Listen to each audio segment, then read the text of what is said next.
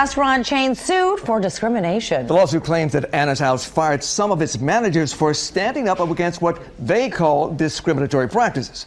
Fox News' Veronica Meadows has the details from Farmington Hills. Two former employees at the Anna's House in Westland say they were fired for their race and religion, as well as for standing up to the CEO. They're now firing back with a federal lawsuit. Former Anna's House manager Alicia Dunlap chokes back tears, describing racist remarks she says the CEO made about employees. She says they include telling African American workers they couldn't dye their hair red, while not mentioning anything to Caucasians. Wait, she's crying because black people can't dye their hair red? At the risk of seeming insensitive, that's ridiculous. Crying for the camera is something we have seen from CAIR several times now. And literally having a hard time to sleep some nights. Time is running out. Please help us. My daughter was crying, asking if I was not going to see her perform. There, and he doesn't have anything to do with that. Nothing. And it's not fair, subhanAllah. It's not fair, wallah. It's not. And if I can't give them better, I can't advocate for them or represent them, then I at least owe them my story. He wanted to create an atmosphere of homogeny, of white Christian values that really have no place in today's culture. Hold on.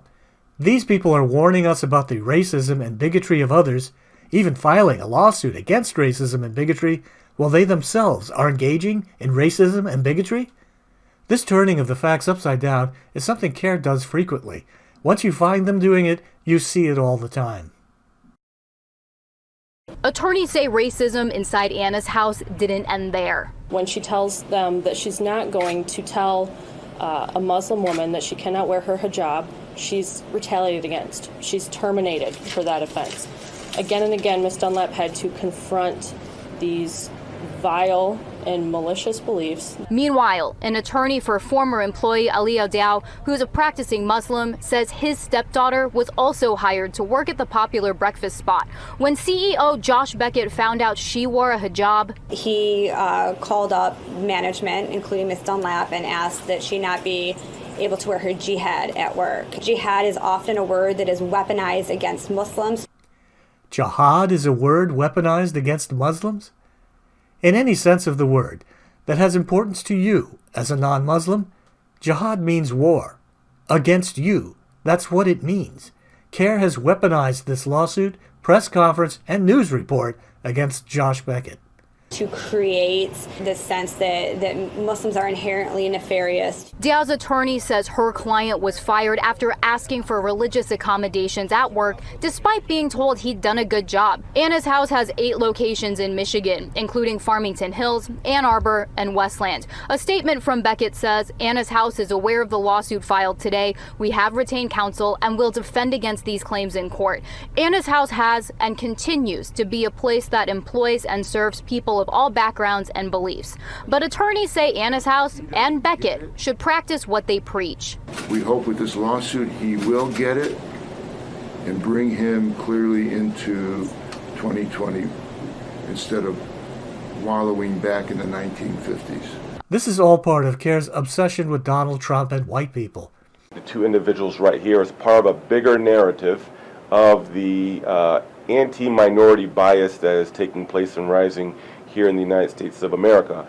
Anna's House has been under siege since August 2019, when Beckett's support for Trump became public knowledge. The Court of Public Opinion will try Josh Beckett for his political views, which are included in the lawsuit. These tweets were not from Beckett, he merely liked them. The actual offender to these two individuals right here was sharing messages and sharing tweets of our President Donald Trump. After demonizing Anna's House for 2 minutes on TV, the reporter throws it open for audience participation. Attorneys for the former employees believe others could have been fired across the restaurant chain for the same thing. They're asking if you experienced anything to call them. In Westland, Veronica Meadows on The Edge. What should have been a simple EEOC filing will now be a jury trial. That is, unless Josh Beckett settles out of court, which, of course, is the plan. Our two clients suffered the most